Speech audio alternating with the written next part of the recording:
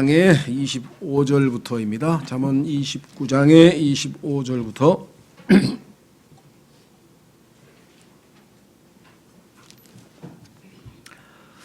사람을 두려워하면 올무에 걸리려니와 누구든지 주를 신뢰하는 자는 안전하리라. 이 땅에서 우리가 사람을 두려워하면 그것은 하나님을 덜 두려워한다는 증거고요. 반대로 하나님을 두려워하면 사람을 두려워하지 않는다는 것이죠. 둘 중에 하나입니다.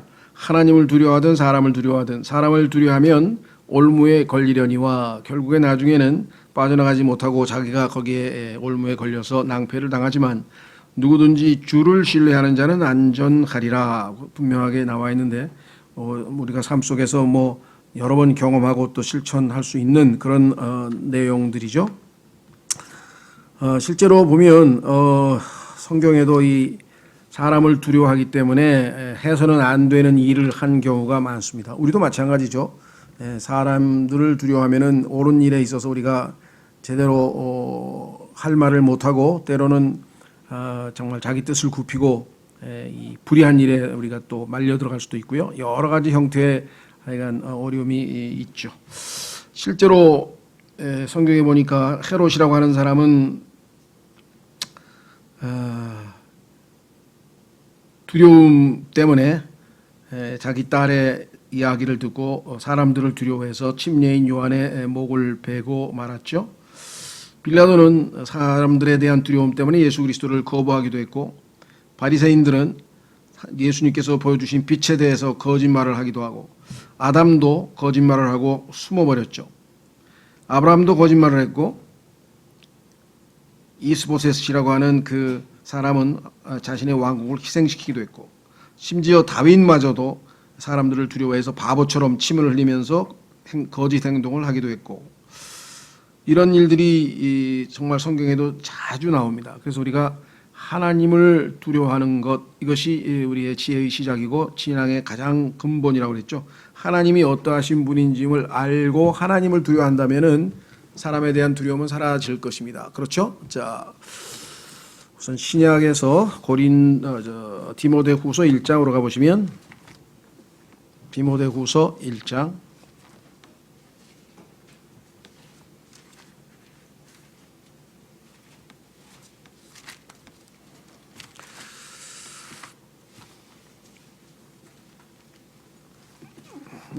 디모데후서 1장에 보시면 7절 디모데후서 1장 7절 하나님께서는 우리에게 두려움의 영을 주지 아니하시고 권능과 사랑과 건전한 생각의 영을 주셨느니라. 여기서 얘기하는 두려움이라고 하는 것은 하나님에 대한 두려움이죠. 하나님은 우리가 당연히 두려워해야죠. 그렇죠? 그런데 여기서 말씀하시는 두려움은 어떤 두려움이냐? 하나님은 우리가 함부로 대할 수 없고 하나님께는 두려운 위험이 있고 하나님을 마땅히 두려워하는 것이 지혜의 시작이요 지식의 근본이라고 성경은 말씀하고 있지만 하나님께서 예를 들면 우리의 구원을 다시 앗아가 버리신다든가 그렇죠? 자기의 자녀를 돌보지 않고 버리신다든가 하나님께서 나를 어떻게 정말 처벌하신다든가 이런 우리가 이 쓸데없는 성경에 근거하지 않은 그러한 쓸데없는 두려움은 하나님으로부터 오는 것이 아니라 마귀로부터 온다. 여기 분명히 써 있죠. 우리에게 두려움의 영을 주지 아니하셨느니라. 그러니까 성경의 문맥을 잘 읽으셔야 돼요. 하나님을 두려워하라는 것과 여기서 얘기하는 것처럼 하나님은 우리에게 두려움의 영을 주지 않는다고 하는 것을 구분하셔야 되겠죠.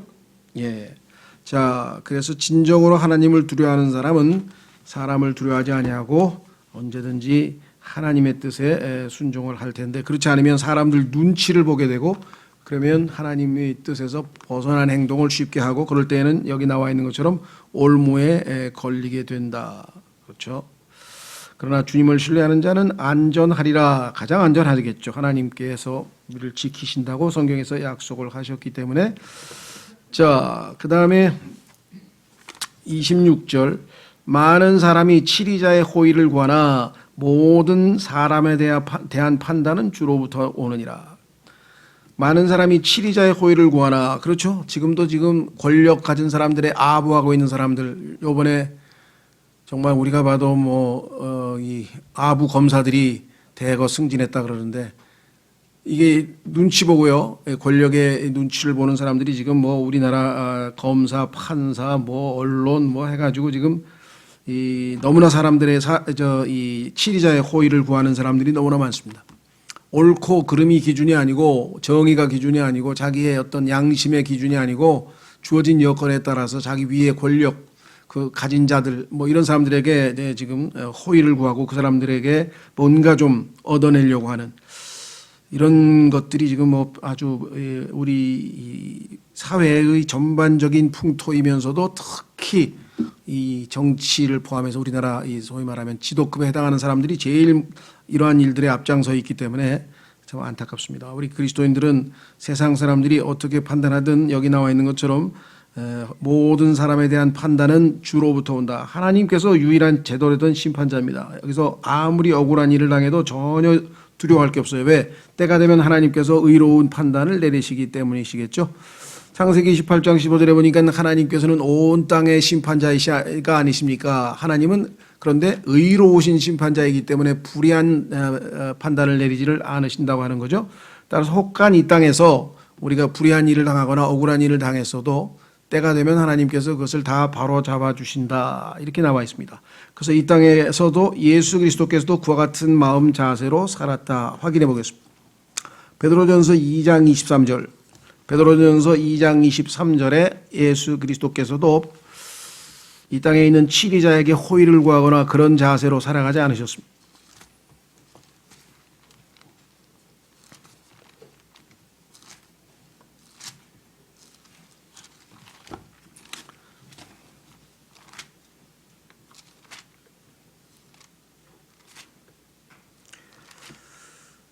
자, 베드로전서 2장 23절을 보시면 예수 그리스도께서 어떠한 태도를 취하셨는가.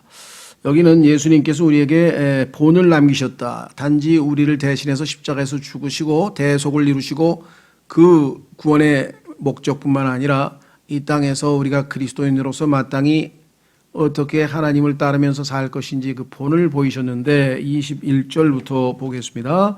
참으로 너희가 심지어 그 일을 위해 부르심을 받았나니 그리스도께서도 우리를 위해 고난을 당하심으로 우리에게 본을 남기사 너희가 자신의 발자취를 따라오게 하셨느니라.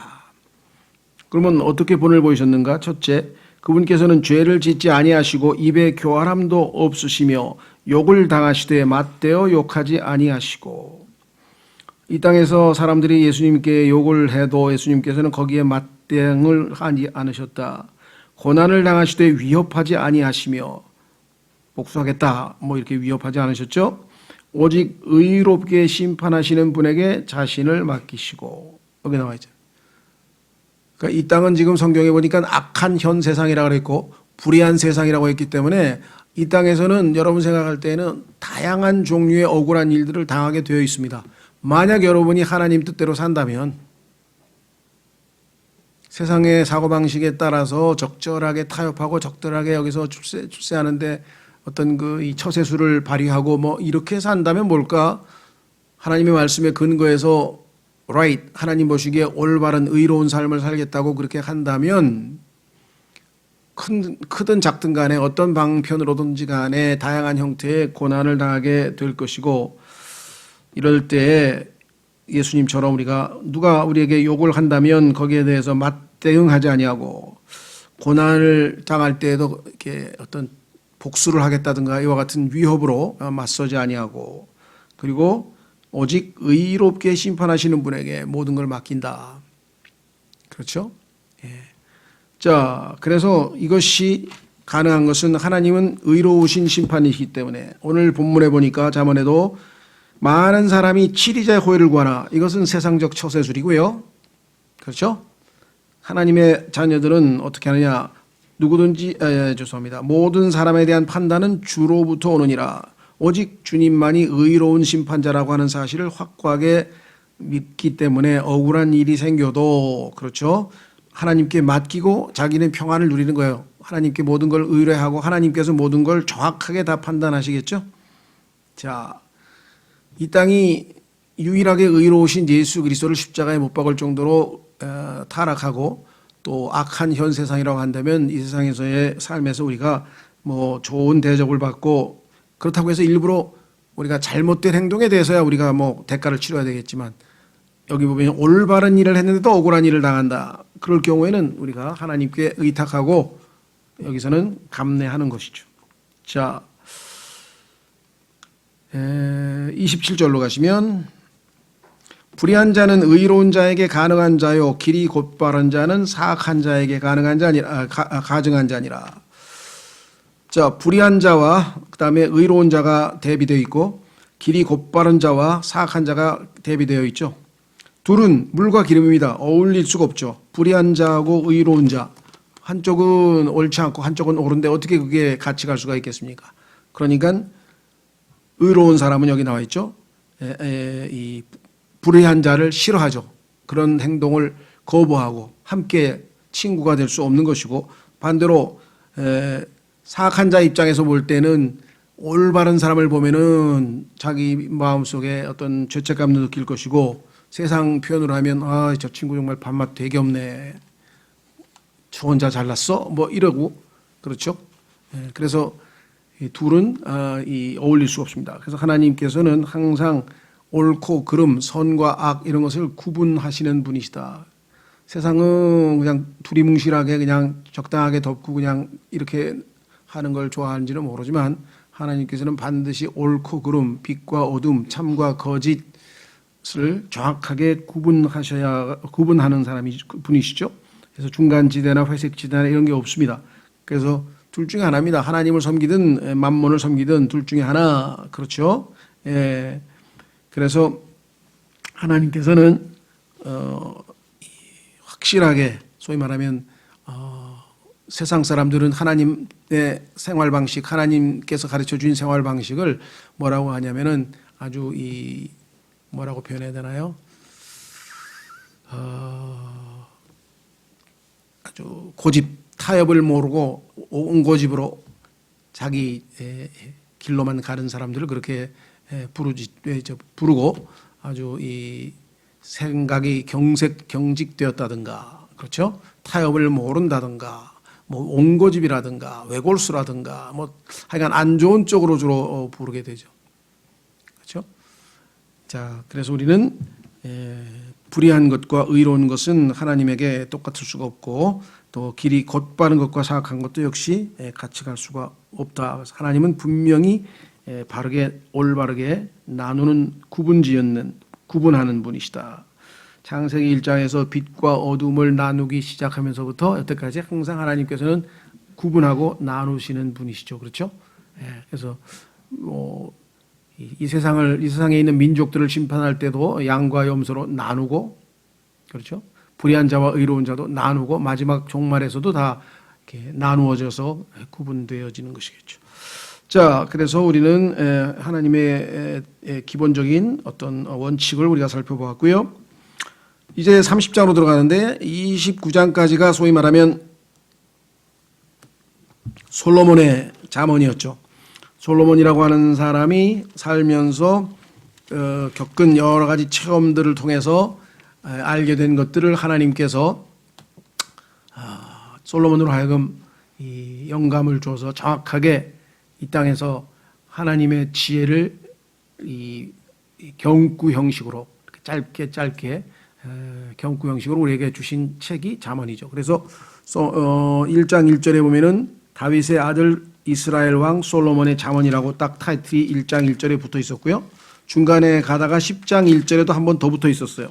중간쯤에 가서 10장 1절에도 솔로몬의 잠언이라 하면서 다시 한번 타이틀이 붙어 있었고 중간에 25장에 한 번 더 붙었는데 25장에는 솔로몬의 잠언이긴 한데 솔로몬이 쓴 건데 그것을 히스기야의 신하들이 베꼈었다 이런 보완 설명이 들어있었죠.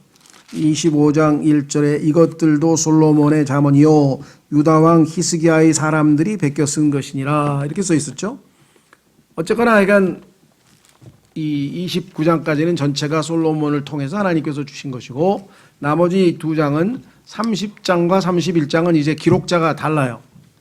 솔로몬이 아니고, 자, 오늘 보면은 야게의 아들 아굴의 말씀들 곧 대언이라. 야게의 아들 아굴의 말씀들 곧 대언이라. 그 사람이 이디엘 곧 이디엘과 우갈에게 말하였느니라. 근데 이 사람들은 성경에 딱 한 번밖에 안 나왔으니까 도대체 누군지 알 수가 없어요. 그래서 이것을 학자들이 뭐 누구일 거다 이렇게 쓸데없는데 추측하면 뭐합니까? 100% 사실도 아닌데 그 알아서 뭐해요. 그리고 그게 중요한 거면 하나님께서 성경에다 써놓으셨겠지. 그러니까 제일 멍청한 사람들이 학자들이에요. 이런 걸 가지고 그냥 몇 년 동안 뭐 써간 논문을 쓰고 앉았고 그냥 몇 년을 소비하면 뭐예요. 이런 거 추적해가지고 누군지 알아내면 뭐 할 거고. 그러면 알아낸다고 해서 정말 정확한 것일까요? 결국은 추정에 불과할 텐데 성경에 하나님께서 안 써놨으니까. 그게 아니고 이들을 통해서 하나님이 주신 말씀을 우리가 알고 배우는 게 더 중요하잖아요. 그래서 신학교에 가면 난 뭐 디모데 전서는 뭐 디모데가 어디서 썼느니 몇 년도에 썼느니 뭐가 어쨌느니 뭐 반나 그런 배경 지식만 배우는 거예요. 하나님 말씀 자체는 놓고. 그렇죠? 예, 뭐 이사야서는 뭐 몇 장까지는 누가 썼고 뭐 없는 얘기를 막 지어내기도 하고. 그래서 정말 오늘날 신학교는 마귀가 이 하나님의 말씀을 공부한다는 명분이지만 실제적으로는 하나님 말씀을 공부하는 게 아니라 그런 쓸데없는 추정들을 하는, 그게 하나님 말씀을 학문으로 대하면 그렇게 문제가 생기는 거죠. 하나님, 살아계신 하나님께서 나에게 주신 사랑의 편지로, 그렇죠? 하나님께서 나에게 주신 지혜의 말씀으로 이렇게 받아들이는 것하고 자세가 다르죠. 자, 그래서 여기서 뭐 야게가 누군지 이런 거 신경 쓸 이유는 하나도 없습니다. 다만 우리가 그래도 히브리어에는 사람들의 이름에 의미가 들어가 있기 때문에 그 의미를 그냥 한번 짚고 넘어가는 정도로는, 예를 들면 그렇죠? 성경에서 이제 어떨 때는 성경 자체가 예를 들면 우리가 잘 아는 메시아 곧 번역하면 그리스도라 뭐 이렇게 성경에서 자체적으로 번역을 해 놓는 경우도 있고요. 그렇지 않고 그냥 없는 경우도 있어요. 근데 히브리어의 그 의미를 알면 아 그렇네 그렇겠네. 예를 들면 다니엘 그러면 하나님은 나의 심판자시라. 아 뭐 의미가 있네. 그 정도만 참고로. 자, 야게라고 하는 사람은 복종하는 사람이라는 뜻이래요. 복종하는 사람. 그러니까 아굴의 아버지의 이름은 야게인데 복종하는 사람이고, 아굴이라고 하는 사람은 잠언, 예를 들면 속담이나 잠언 같이 이런 지혜로운 말씀들을 수집하는 수집가, 모으는 사람이라는 뜻이네요. 모으는 사람이라는 뜻을 가지고 있답니다. 그래서 여기다 모아놨는지 모르겠습니다만은. 자, 그 다음에 이 아굴이 누구에게 이 말들을 전달했느냐, 그 수혜자가 받는 사람은 처음에는 이디엘이라고 했다가 곧 이디엘과 우갈이라 그랬죠. 이디엘이라고 하는 단어는 히브리어는 이름 속에, 우리도 한문으로 되면 이름이 다 의미가 있죠. 그렇죠? 네, 그런 것처럼 나의 하나님께서 함께 계신다. 이디엘. 그 다음에 우갈은 내가 완성되리라, 이런 의미랍니다. 이름에 들어있는 의미가. 우리도 한자말에도 이름 의미가 있듯이 그냥 참고로만 알아두시고, 더 중요한 것은 뭐냐, 여기에 대언이란 단어입니다. 대언. 여태까지 한 얘기들은 지혜의 말씀들 잠언인데, 지금부터 하는 얘기는 그 지혜의 말씀들에 속하기는 하나 거기에 미래의 일들에 대한 미리 증언하는, 그렇죠? 그래서 이것을 우리가 뭐냐면 예언이라고. 이 단어는, 이 prophecy라고 하는 단어는 이 신학에서나 성경에서나 거의 다 미래에 대한, 그래서 예언이라고 번역을 하는 것이 사실은 의미가 더 잘 통하는데, 사람들이 생각할 때 예언이라고 하면은 성경에서 말씀하시는 예언과 세상 사람들이 예를 들면은 뭐 종말에 대해서 뭐 노스트라다무스가 예언을 했다든가, 또 무슨 뭐 모하메트가 예언자라든가, 이렇게 해서 이 예언자가 이방 종교나 뭐 세상의 어떤 철학자, 사상가들과 연관이 많다 보니까 성경에다 이 예언이란 단어를 쓰는 걸 굉장히 좀 거북살스러워 하는 사람들이 있어요. 그런데 예언이라고 번역된 성경도 있습니다. 그러나 옛날 개혁 성경에는 선지서라고 해요. 선지자. 선지, 미리 안다 이거죠. 미리 선자고, 그러니까 미리 아는 사람이란 뜻으로 해서 이것도 약간 미래와 관련이 돼 있죠. 미리 아니까. 예. 선지자란 말을 썼어요. 그러다가 이것을 이제 예언자, 대언자 이제 둘로 또 따로 번역을 하기 시작을 했는데, 여기도 지금 얘기했지만 프로페시란 말 자체는 지금 예언을 얘기했고요. 계시록도 마찬가지입니다. 예수의 증언은 예언의 영이라 그래가지고 계시록 전체가 미래를 말하고 있다고 하는 사실을 우리가 성경 전체에서 알 수가 있죠. 그러면은 소위 말하면 예언자들은 예언만 했느냐? 그거는 아니에요.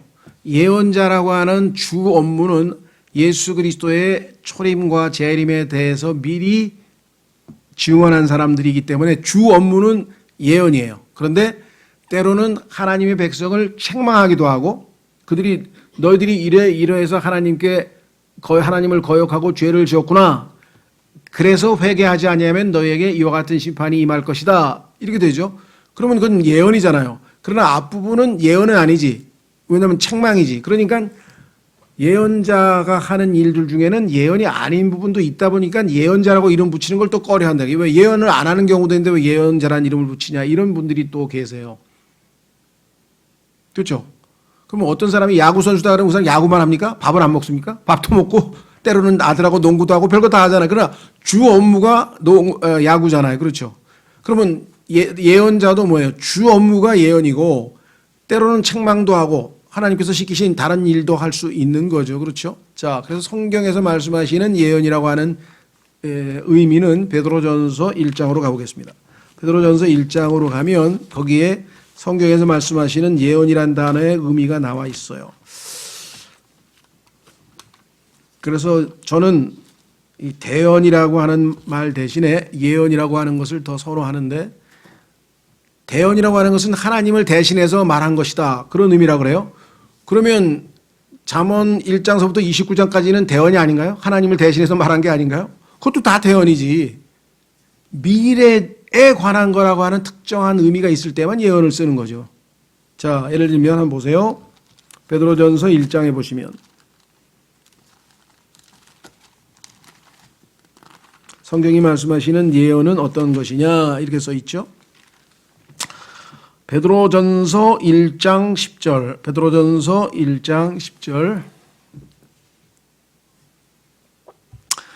그래서 미국의 킹제임스 성경 진영에도 둘로 쪼개집니다. 그러니까 이것을 대언으로 영어로 하면 foretelling 대언으로 번역하는 사람하고 의미로 해석하는 사람하고 foretelling 미리라고 하는 미리 말한다 그래서 foretelling으로 해석하는 사람하고 근데 성경에서는 사실 후자를 더 지지하고 있다고 저는 그렇게 생각해요. 왜냐하면 하나님을 대신해서 말했다 그러면 창세기부터 계시록까지가 다 대언이지. 진짜 하나님이 대신해서 인간이 기록한 거 아니에요? 자, 베드로전서 1장 보세요.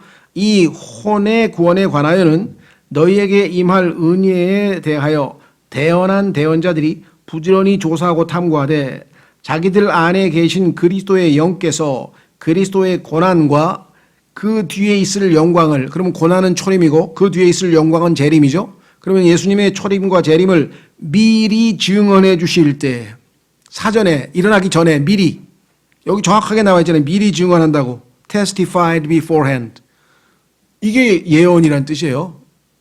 그렇죠?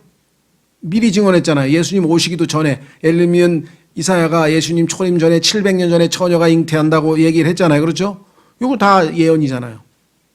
자, 그래서 저는 우리가 이 잠언 30장의 경우에는 예언적 성격이 들어있다라고 하는 것을 좀 염두에 두어야 된다라고 생각을 합니다. 자, 뭐 여기서 길게 논쟁할 건 아니고요. 2절 참으로 나는 누구보다도 더 짐승 같으며 내게는 사람의 명철이 있지 아니하노라. 나는 지혜도 배우지 못하였고 내게는 거룩한 것들에 대한 지식도 있지 아니하노라. 그런데 과연 이 사람이 여기 쓴 대로 그런 사람인가? 그런 사람이 성경을 쓰는 기자로 하나님께서 부르셨을까? 이것도 의문이고 보통 이 정도까지 얘기하면은 다 우리는 뭐예요? 이 사람이 하나님 앞에서 자신을 발견한 것이고 겸손한 것이겠죠. 그렇죠? 자, 그래서 우리는 실제로 이 사람이 4절서부터 질문한 내용을 보면 그냥 평범한 사람은 아니에요. 하나님에 대한 갈망이 있는 사람이지. 보세요. 누가 하늘에 오르셨는가?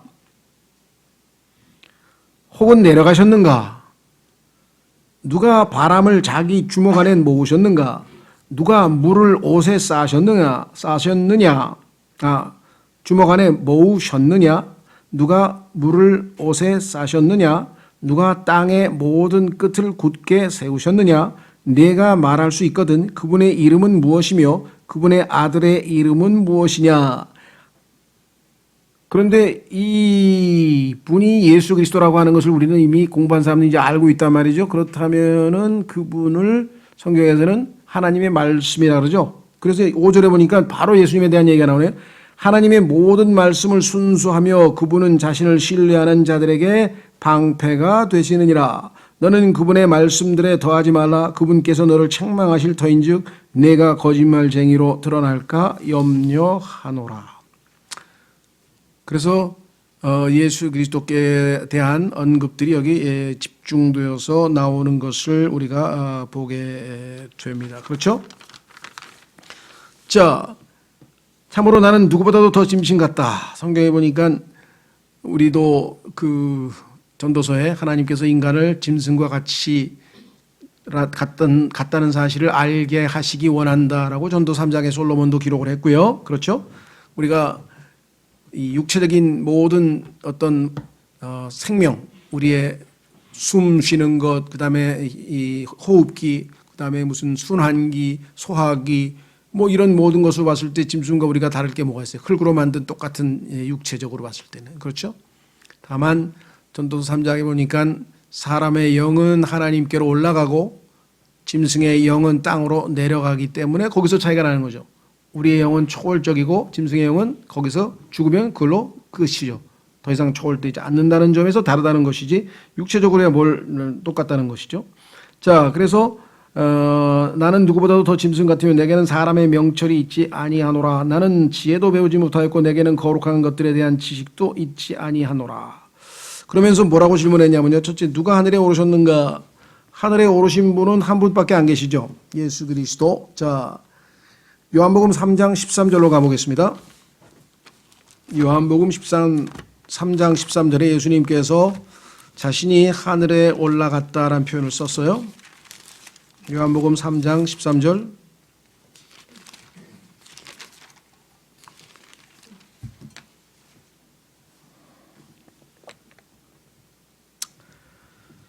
요한복음 3장 13절. 하늘로부터 내려온 자, 곧 원래 출신이 하늘이죠. 그래서 예수님께서 하늘로부터 내려온 거죠. 이 땅으로.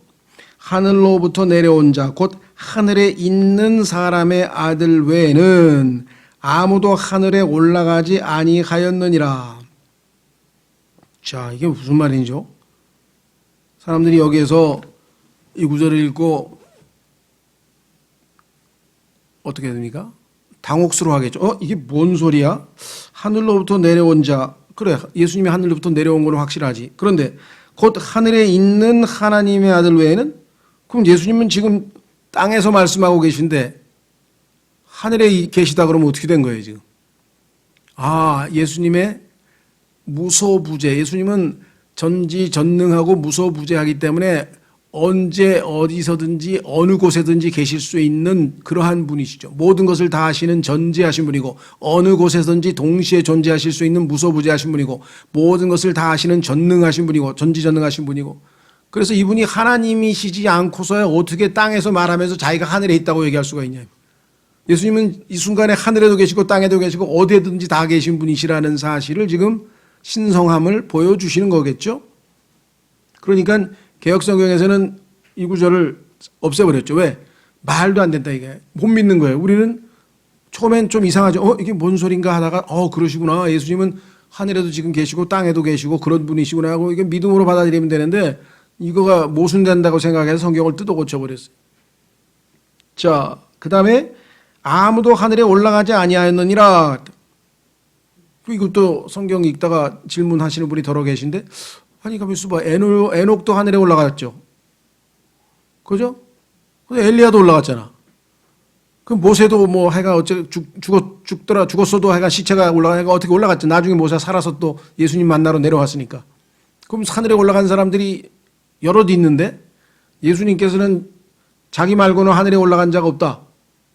그러면 성경이 모순인가요? 당연히 성경의 모순은 아니죠. 그게 무슨 의미일까? 자, 그래서 여기서 올라갔다고 하는데 초점을 맞추셔야 돼요. 자, 여기서 올라갔다고 했을 때 영어의 ascend라고 하는 이 단어는 자기 힘으로 올라가는 거예요. 에녹은 자기 힘으로 하늘로 올라간 거 아니에요. 하나님께서 데려감을 당했다 그랬대요. 하나님 데려갔죠. 하늘로. 우리가 휴거될 때도 우리 힘으로 올라가는 거 아니에요. 우리 데려가는 거예요. 그렇죠. 엘리야도 하나님이 데려간 것이 자기가 능력이 있어가지고 하늘로 올라갔나요? 아니죠. 자신의 스스로의 능력으로 자신의 힘으로 하늘로 올라가신 분은 예수님밖에 없어요. 무슨 말이 다 되겠죠? 그런데 이사야서 14장에 보니까 마귀가 내가 하늘에 올라가겠다. 감히 그렇게 해서 엄청난 교만의 죄를 지었죠. 그때 마귀가 쓴 단어가 뭐냐면요. 예수님이 하늘에 올라가 인자 사람의 아들 외에는 하늘로 올라간 자가 없다 하면서 자신에 대해서 언급을 했는데 마귀가 자기도 올라가겠다는 거예요. 그래서 하나님께서 못 올라가게 지옥으로 보내버리셨다고 이사야서 14장에 써있죠. 어디 감히 거기로 올라오냐 이게. 그 거룩한 곳에는 하나님 허락 없이는 감에 올라갈 수가 없는 데인데 올라가서 하나님과 비기겠다고 했던 마귀의 교만함을 나타내죠. 그때 단어가 올라간다는 단어인데 이게 자기 스스로의 힘으로 올라간다는 뜻이에요. 나머지는 하늘로 올라가긴 올라갔는데 다 뭐예요? 수동적으로 데려감을 당해요. 이해가 되세요? 예, 그래서 이 말씀은 요한복음 3장 13절 말씀은 결코 모순된 말씀이 아니고요. 그 다음에 잠언에서 지금 질문하는 것도 누가 하늘에 오르셨느냐? 한 분밖에 없잖아요. 예수 그리스도 한 분밖에 없잖아요. 자, 그 다음에 혹은 내려가셨느냐? 하늘에서 내려오신 분 예수 그리스도고요. 땅 밑으로 땅 밑에 더 낮은 부분 지옥까지 내려가신 분도 예수 그리스도 분이 한 분뿐이시고요. 직접 내려가신 분. 다른 사람들은 죽어서 그냥 자동으로 내려간 거, 끌려간 거죠. 예수님은 자기 힘으로 내려간 거고. 그 차이. 누가 바람을 자기 주먹 안에 모으셨는가? 자, 바람을 주먹 안에 어떻게 모아요? 공기인데. 바람은 공기인데. 여러분 주먹에 딱 바람을 손에 쥐고 있을 수 있습니까? 근데 예수님 하실 수 있어요. 왜? 바람을 부르면 바람이 와요. 그렇죠? 에스겔 37장에 보면은 바람을 불러서 이스라엘 사람들의 이 몸 안으로 들어가서 숨으로 살아있는 생명이 되도록 했고요. 또 성령께서 성경에 보니까 바람처럼 그렇죠? 부는 것처럼 부시고요. 그래서 성경에 보면은 예수님은 언제든지 여기에 나와 있는 것처럼 바람을 자기의 통제하에 두실 수가 있습니다.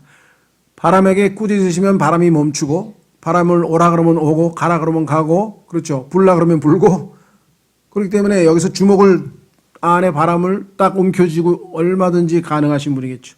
누가 물을 옷에 싸셨느냐? 자, 물을 옷에다가 싸실 수 있다는 얘기는 성경에 보니까 물도 역시 예수 그리스도의 통제하에 놓여 있다. 자, 하늘에서 구름이 덩어리채로 있다가 비로 떨어지기 전에 위에 마치 보자기로 싼 것처럼 다 이렇게 그대로 놓여 있죠. 그래서 하나님의 명령에 의해서만 떨어질 수 있죠. 자, 이런 모든 것들. 그래서 성경에 보면은 자연 만물을 완전히 통제하에 두고 계신 분이시다. 라고 하는 사실을 지금 이렇게 멋진 표현을 썼네요. 누가 바람을 자기 주먹 안에 모으셨는가? 누가 물을 옷에 싸셨는가? 느냐가 되면 누가 땅의 모든 끝을 굳게 세우셨는가? 요동치 않게.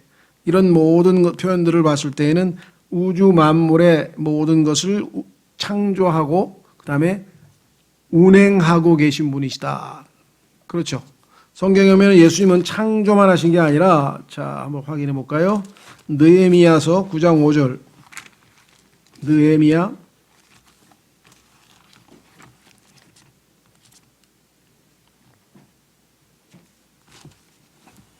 맞는지 모르겠네. 제 기억에. 느헤미야 9장 6절이네요. 느헤미야 9장 6절. 곧 주는 홀로 주시니 주께서 하늘과 하늘들의 하늘과 그것들의 모든 군대와 땅과 그 안의 모든 것과 바다들과 그 안의 모든 것을 지으시고 그것들을 다 어떻게 한다고요? 보존하시오매 하늘의 군대가 주께 경배하나이다. 창조만 한 것이 아니라 그것들이 다 보존될 수 있도록 지금도 다 유지 관리를 하고 계시는 분이시다. 히브리서 11장. 히브리서 1장.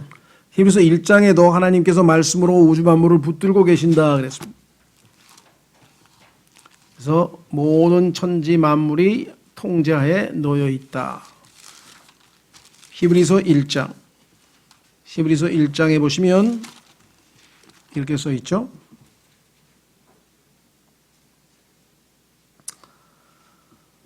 3절, 히브리서 1장 3절. 하나님의 영광의 광채시요, 예수님에 대한 얘기죠. 그분 자체의 정확한 형상이시며 자신의 권능의 말씀으로 모든 것을 떠받치시는 이 아들께서는, 이 예수님께서 지금 이 땅에 있는 모든 것들을 떠받치고 계십니다. 해가 뜨고 달이 지고, 해가 지고 달이 뜨고, 별이 뜨고 별이 지고, 우리가 숨을 쉬고 숨을 내쉬고 들이마시고, 우리의 피가 이 심장으로부터 박동이 돼서 흐르고, 이 모든 것들을 다 지금 운행하고 계시는 분이 바로 하나님이시다. 그래서 잠언에 나와 있는 이 아굴이라고 하는 사람은 그분이 누구냐 이거예요. 그러면서 뭐라고 얘기했습니까? 내가 말할 수 있거든 그분의 이름은 무엇인지 한번 얘기해 보라. 그분이 모세가 얘기했던 스스로 계신 분이라고 했던 그분이시죠. 예수 그리스도. 그러면서 그분의 아들의 이름은 또 무엇이냐. 하나님과 하나님의 아들에 대한 언급까지 얘기를 한 것을 보면 우리가 2절과 3절에서 이 사람이 정말 무지몽매한 사람이구나, 짐승보다 못한 사람이구나, 이렇게 함부로 평가할 수는 없다라는 것이겠죠. 그렇죠? 자, 그래서 우리는 성경에서 보면은 이 하나님께서 우주 만물을 완전히 통치하고 주관하고 계신다고 하는 표현이 성경에 어마어마하게 많이 나오고, 특히 욥기 보시면 하나님께서 38장서부터 욥에게 질문하시는 내용 하나하나를 보면 하나님께서 이 땅에서 살아있는 생물체서부터 시작해가지고 하늘, 땅, 바다 모든 우주 만물을 다 하나님께서 운행, 관리, 통치, 유지하고 있다는 사실을 질문을 180개가 넘게라 184개인가의 질문을 통해서 다 질문합니다. 그러면 한번 보세요. 거기 얼마만큼 하나님께서 지금 모든 것을 장악하고 계신지 스스로 알려주기, 욥에게 알려주기 위해서 지금 일부러 질문하고 계신 거예요. 그렇죠? 한번 보세요. 욥기로 가시면 우리가 섬기시고 있는, 우리를 사랑하셔서 자신의 아들까지 내어주신 하나님은 어떠하신 분인가? 어마어마하신 분이에요. 어마어마하신 분인데 우리가 너무나 하나님에 대해서 아는 게 적기 때문에 하나님을 다 제대로 평가하지 못하는 거예요. 어떤 분이 우리의 신앙의 크기는 그가 알고 있는, 각자가 알고 있는 하나님의 크기에 비례한다 그랬어요. 자기가 알고 있는 하나님만큼 자기의 신앙이 커지는 거예요. 그렇죠? 하나님께서 허락을 안 하면 누구 하나도 손가락 까딱 하나 못한다. 그걸 알면 강도가 나한테 총구를 들이대고, 여기다 총구를 들이대고 예수 안 믿는다 그러면 살려줄게. 그러면 빌겠어요? 쏘시라고. 하나님께서 나 죽으면 이익이라고 썼으니까 그냥 바로 하늘나라로 쏘면 더 좋고, 모르겠네. 하나님께서 허락을 하실까? 손가락이 안 움직일 수도 있을 텐데. 그렇잖아요. 예를 들면, 그죠? 하나님께서 쏠라 그러는데 손가락이 안 움직이면 어떡할 거예요? 성경에 나오잖아요. 막 칼로 찔려고 그러는데 손이 말라버린 사람도 있죠. 별의별 사람 다 있잖아요. 그죠? 참새 한 마리도 하나님이 허락지 아니면 떨어지지 않는데 당신이 총 쏘는 것도 하나님이 허락지 아니면 절대로 얼마든지 쏘시라고. 나는 상관없다고. 이 사람이 믿음이 좋은 이유, 하나님이 그런 분이신 걸 알았기 때문에 이 사람이 지금 누가 봐도 무말인 만큼 믿음이 좋은 거죠. 그러니까 하나님을 왜 성경에서 알아가라고 하냐. 알아간 만큼 믿음이 커지는 거예요. 그래서 하나님만 두려워하게 되고 그 어떤 것에 대해서도 두려움을 안 가질 수 있는 것이잖아요. 그렇죠? 어떤 분들은 밤에 지나면 강도가 쫓아오면 어떡해. 강도가 쫓아오다가 하나님 저 사람 강도 그냥 더 이상 걸음이 안 띄어지게 그냥 돌부처처럼 서 있게 해주세요. 그리고 딱 기도하고 가시면 서 있을 수도 있는 거예요. 왜? 허락 안 하면 못 쫓아오는 거죠. 쫓아와서 칼을 들이댄다 해도 칼을 못 지르는 거고. 그렇죠? 만약에 허락했다면 하나님께서 이유가 있어서 허락하셨겠지. 자, 그래서 욥기 38장 보세요. 뭐라고 질문하나요? 하나님께서 욥에게 질문하기 시작합니다. 1절. 그때 주께서 회오리 바람 속에서 욥에게 응답하여 이르시되 지식이 없는 말들로 이치를 어둡게 하는 이자는 누구냐? 너가 지금 보니까 아무것도 모르고 하는데 지금부터 내가 질문할 테니까 답 좀 해봐라. 이제 남자답게 허리를 동이고 내가 내게 물을 터이니 너는 내게 대답할지니라. 여기서부터 이제 하나님께서 몇 가지 질문하시나 보세요. 왜 질문하시는지는 하나님이 어떠하신 분임을 알려주기 위해서 지금 질문하는 거예요. 그렇죠? 욥에게. 자, 내가 땅에 기초들을 놓을 때 네가 어디 있었느냐? 너는 내가 창조할 때 존재도 안 했잖아요. 그렇죠? 내게 명철이 있거든 밝히 구하라. 누가 그것의 치수를 정하였는지 내가 아느냐? 누가 그것에 줄을 팽팽히 쳤느냐? 7절. 어느 때에 새벽별들이 함께 노래하고 하나님의 모든 아들들이 기뻐 소리를 질렀느냐? 혹은 바다가 태에서 나오는 것까지 터져 나왔을 때 누가 문들러 그것을 막았느냐? 자, 그러면 하늘에서 하나님께서 지으신 땅, 그 다음에 여기에 나와 있는 바다, 그렇죠? 그 다음에 9절에 구름, 여기 나와 있네요. 어느 때에 내가 구름으로 그것의 옷을 만들고 짙은 어둠으로 그것을 위해 포대기를 만들며 그것을 위해 내가 지정한 곳을 터지게 하고 빗장들과 문들을 세우며 이르기를 내가 여기까지만 오고 더 멀리는 가지 못하리니 너의 교만한 파도가 거기서 그칠지니라 하였느냐. 파도도 하나님이 허락한 범위까지만 치고 비도 하나님께서 허락할 때에만 떨어지죠. 아까 잠언하고 똑같죠. 옷이라 그랬잖아요. 옷. 물을 옷으로 감쌌냐 그랬는데 여기도 구름으로 그것의 옷을 만들었다 그랬죠. 그렇죠? 그럼 여기서부터 시작해가지고 지금 하나님이 우박, 여기 보면 우박 만든 거, 눈 만든 거, 그 다음에 물길이 갈라지는 거, 얼음은 어떻고, 이거 여러분들 한번 차근차근 읽어보면요. 걱정이 안 생겨. 왜 하나님이 이렇게 엄청난 분이시구나. 그러죠. 뒤로 가면 어떤 일이 생기니까,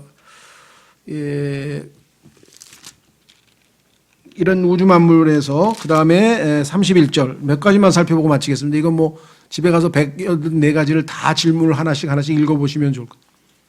모르제 기억에 남아 우리 욥기 강에서는 다 하나씩 짧게라도 설명을 한 것 같은데 31절 내가 플라이데스 별무리들의 감미로운 영향력을 묻거나 오리온 별자리의 띠들을 풀 수 있느냐.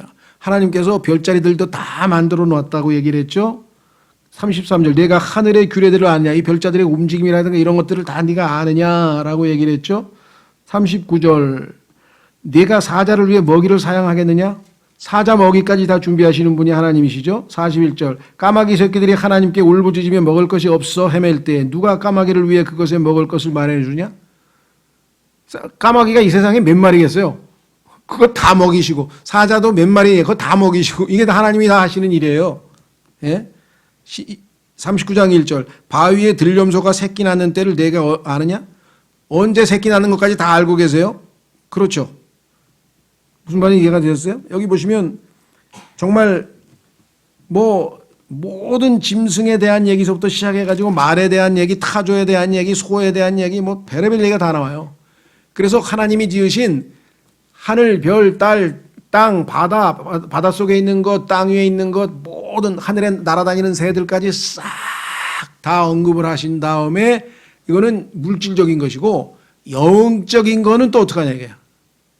그래서 여기 베히못이라고 하는 짐승이 나오고요. 그 다음에 41장에 가면은 이 사탄을 말하고 있는 리워야단이라고 하는 영적인 동물까지 만들었는데 물질적인 것도 얘기해도 못 알아듣는데 우리가 하나님께서 영적인 세계에 대해서 하나님이 만드신 천군 천사 그 다음에 성경에 보면은 우리 아는 것처럼 그룹이 있죠. 스랍이 있죠. 이거 다 어떻게 알아 이거. 아무것도 모르잖아요 우리는. 그래서 하나님께서 그런 거 몇 가지만 얘기했어요. 결국은 하나님은 절대적으로 의롭고 오르신데 욥이 자신의 그 몇 안 되는 짧은 지식 가지고 하나님을 판단해서 내가 이렇게 하나님 보시기에 의롭게 살았는데 하나님께서 나에게 이렇게 고통을 주실 수가 있습니까? 라고 했을 때 하나님께서도 욥의 의로운 삶은 인정했으나 그렇다고 해서 하나님을 판단할 정도의 의로움은 당연히 아니라는 거죠. 하나님 앞에서는 당연히 겸손하게 엎드려야죠. 왜? 하나님과 우리는 천지 차이인데 이렇게 많이 아시는데 질문 184가지 했는데 욥은 단 한 개도 답을 못 하는데 그럼 184가지만 했겠어요? 1840개를 하실 수 있고 18만 4천 개 할 수 있고 그렇죠. 184만 개 할 수 있고 그렇죠. 우주의 별만큼 질문하실 거 아니에요. 그렇죠. 우주의 별이 셀 수 없이 수천조 개인데 그 별들에 대해서 하나하나 다 질문하면 어떡할 거예요, 이제 욥은. 그러니까 너는 지금 하나님에 대해서 넌 아는 게 너무 없어. 그래서 욥 보세요. 뭐라고 얘기했나? 욥기 42장. 욥기 42장에 가면은